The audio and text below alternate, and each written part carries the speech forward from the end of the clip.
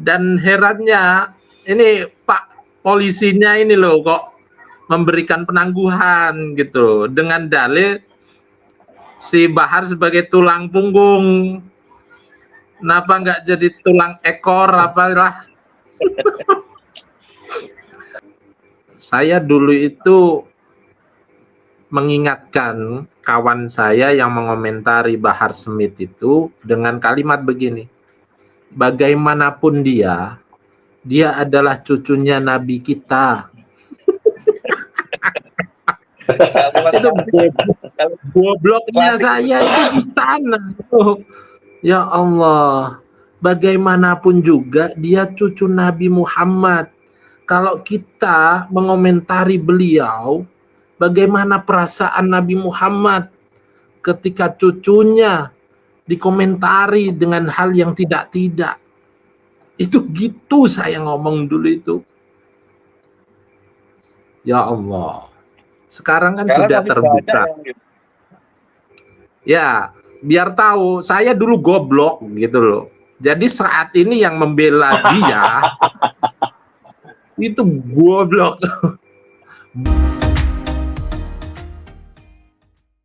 Baik, assalamualaikum warahmatullahi wabarakatuh. Waalaikumsalam warahmatullahi wabarakatuh.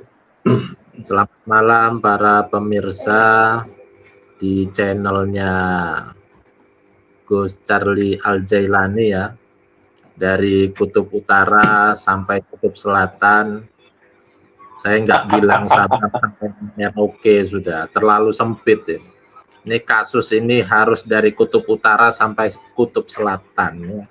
Harus tahu ini kasus yang dialami kita yang ada di Nusantara ini harus sampai ke pelosok penjuru dunia, karena ini sangat meresahkan ini.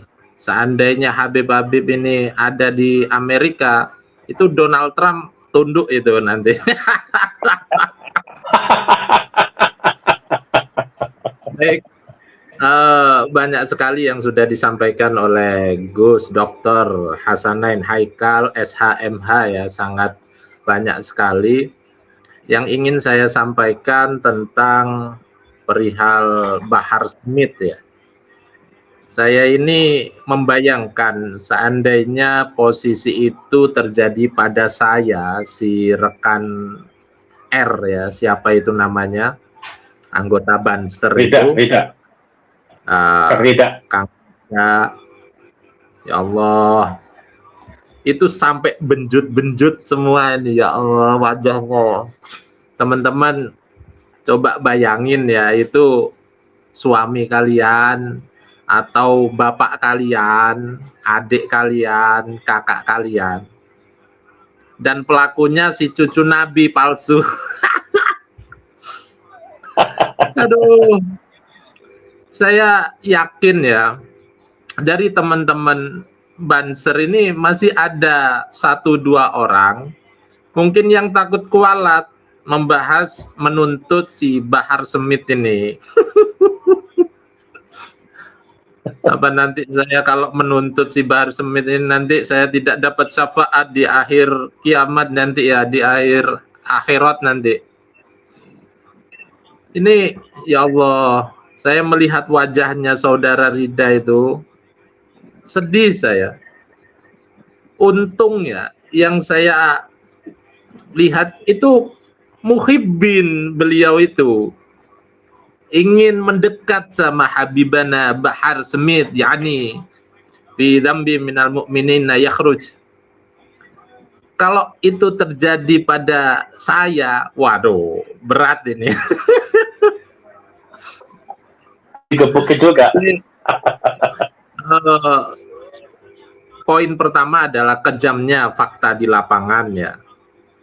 Itu sampai ada beberapa yang katanya dinyes rokok, dipukuli. Bayangin coba berapa orang yang mukul itu. Waduh, sakit ya Allah. Dan herannya ini Pak polisinya ini loh kok memberikan penangguhan gitu dengan dalil si Bahar sebagai tulang punggung. Kenapa nggak jadi tulang ekor apalah? Jadi untuk Bahar Smith ini kasusnya itu sebetulnya double karena dia sudah menjadi residivis kurang dari 5 tahun dia melakukan kesalahan yang sama, saudara. Di dalam pasal 262 Undang-Undang Nomor 1 ya, itu konsekuensi bagi yang melakukan kesalahan yang sama ya, itu absolut tidak boleh namanya restorasi justice. Damai itu nggak bisa. Bahkan hukumannya itu meningkat sepertiga, saudara. Jadi 6 tahun 8 bulan. Kok ada istilahnya penangguhan ini saya nggak habis pikir gitu loh. Apakah kepolisian ini sudah menjadi muhibbin juga? Kenapa tidak sampai tegas menghadapi seekor Bahar Smith ini? Seorang ya, masih seorang Bahar Smith ini. Kenapa kasus yang terjadi di Pasuruan belum menjadi tersangka? Itu sudah diambil sama pihak kepolisian dengan dalih ini dan itu. Tapi si Bahar Smith enak aja ya. Wah, keren nih. Emang jadi cucu Nabi itu punya keistimewaan, salah satunya penangguhan ini, saudara. Makanya ayo berbondong-bondong untuk bisa jadi cucu Nabi, teman-teman. Karena kalau melakukan kesalahan bisa ditangguhkan, begitu ya. Ini terutama untuk polisi Tangerang, Polres Tangerang apa ya? Siap mana sih? Iya, Mapolres Tangerang, Bib. Tolong semoga bisa sampai pesan-pesan dari kami di Banyuwangi ini ya. Mohon untuk Bapak Polisi Polres Tangerang untuk tegas menghadapi cucu Nabi yang palsu ini ya. Kemudian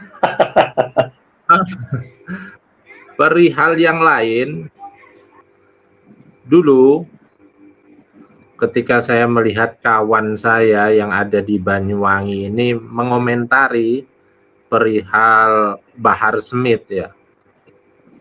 Dulu kan si Bahar ini sempat menghina Bapak Jokowi toh, ya kan? Ya, betul.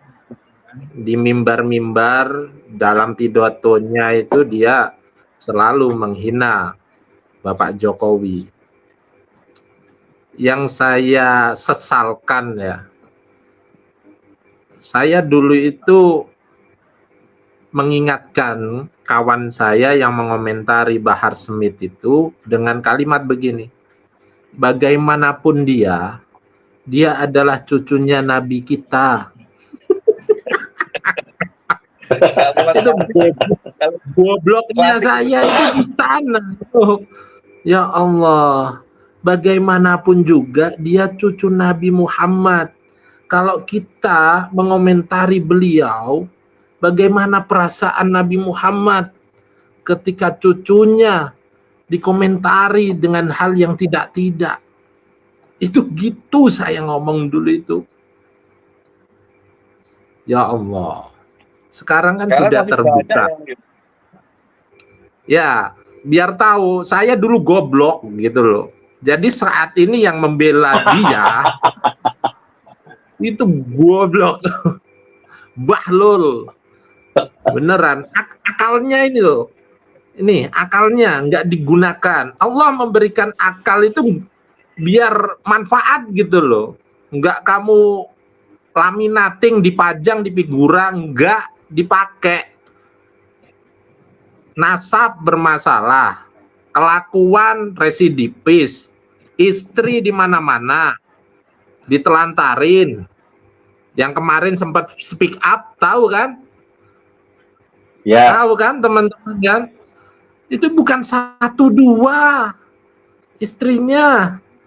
Bahkan ada orang itu yang mengatakan saya cek di TikTok itu, wah banyak bos. terus Mukibin masih membela gara-gara cucu Nabi. Yang bela itu pengen saya gini kan wajahnya nih, ente jangan bahlul.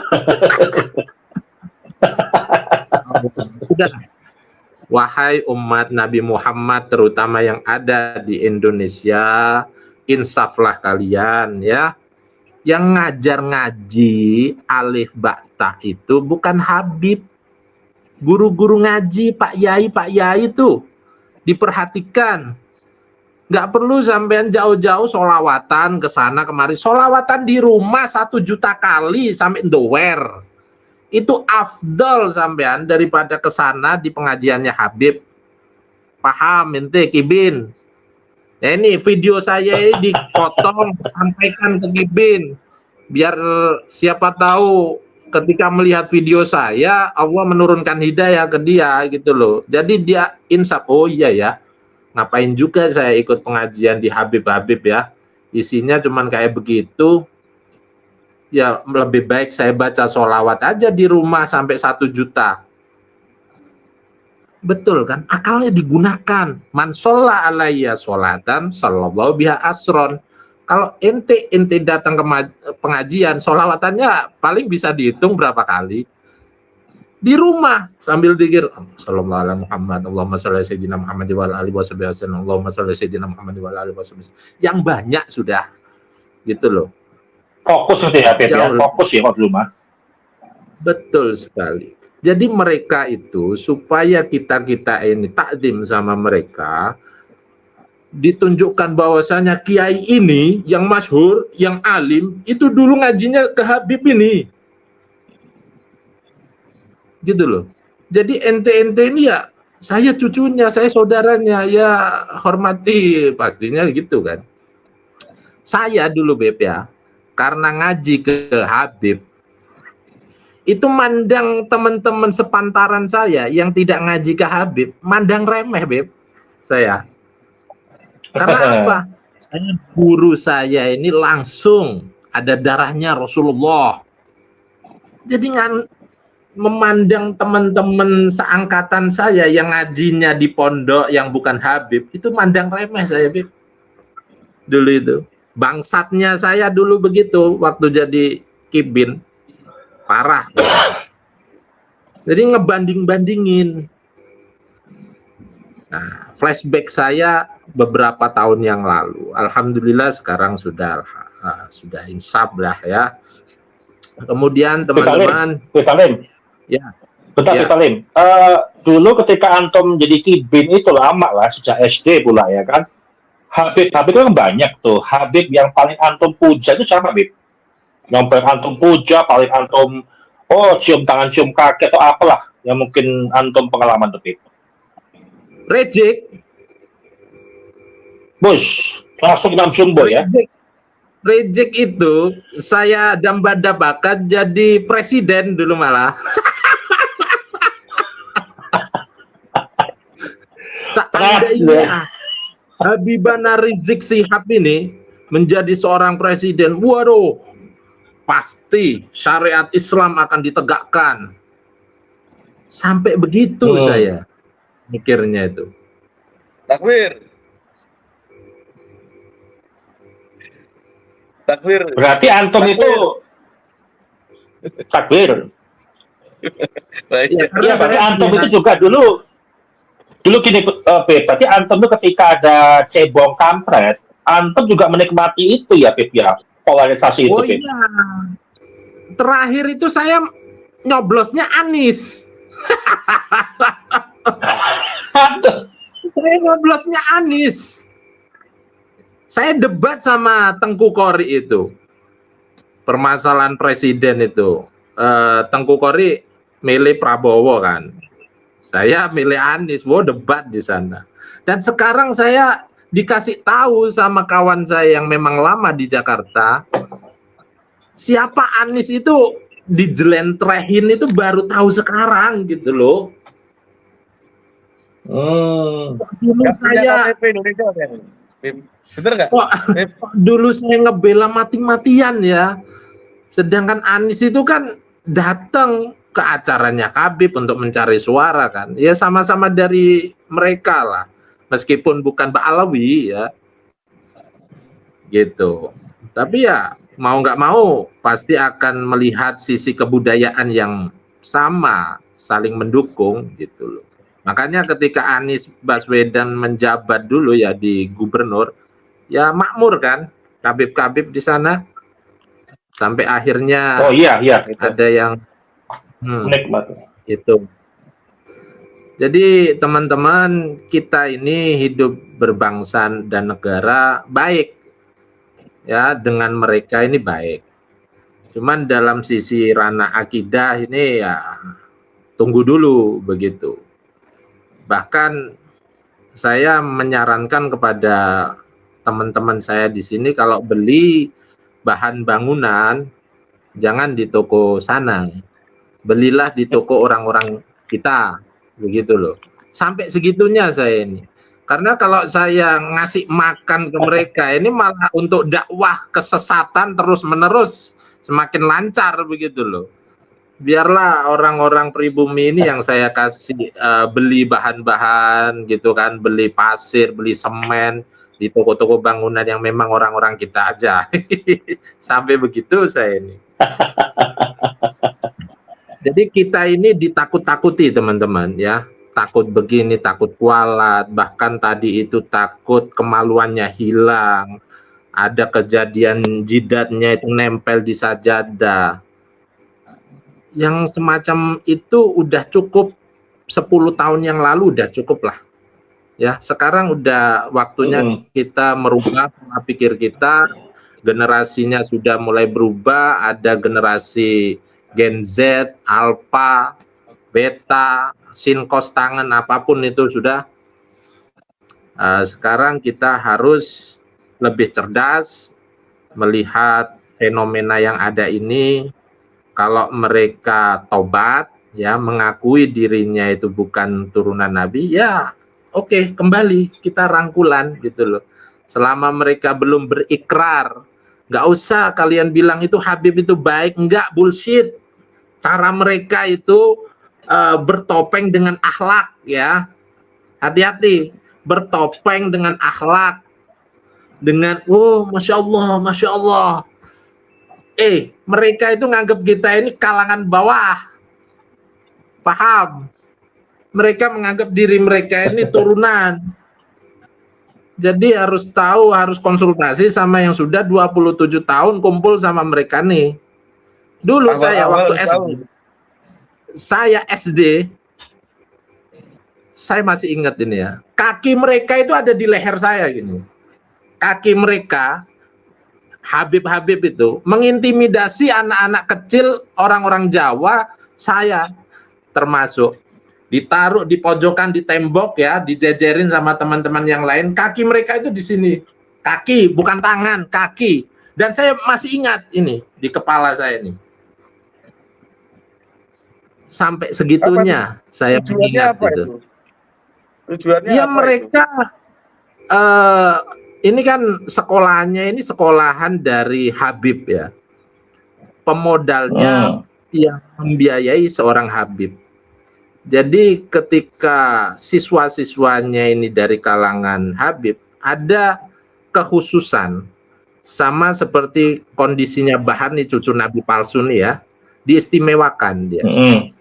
Jika ada sesuatu hal yang mungkin melakukan kesalahan, yaitu sekedar dipanggil formalitas, udah nggak ada hukuman kayak seperti anak-anak yang lain begitu. Seperti itu keistimewaan dari golongan ini. Rasisnya itu kita rasakan sekarang, teman-teman. Iya betul. Itu ya. Jadi saya mulai SD teman-teman, bukan kemarin, dulu udah teman-teman itu baru heboh dengan adanya sholawatan. Saya udah dari kecil saudara, udah ngamalin Rotibul Haddad, Rotibul Atos, Wirdus Sakron, hafal sini teman-teman.